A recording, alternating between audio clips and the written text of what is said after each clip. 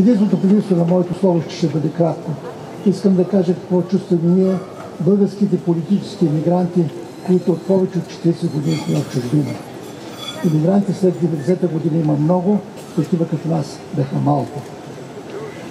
За мен делото на Георги Марков през втората половина на 19 век е равно на делото на Христо Ботев през втората половина на 18 век.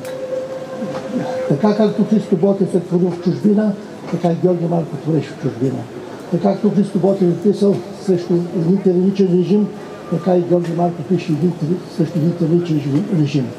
Така както Христо Ботев бе убит от нашите, така и Георги Марков беше убит от нашите. Паралелът е изключителен. И затова моето кратко слово ще свърши за това.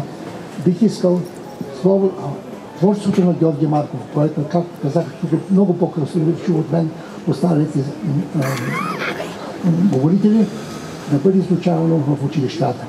Да не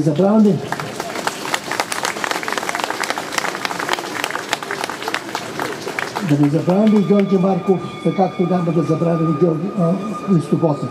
Да не ги забравяме двамата, защото ако ги забравяме, има опасност нашето поколение, второто и третото, за трети път да се борят срещу един тоталитарен режим.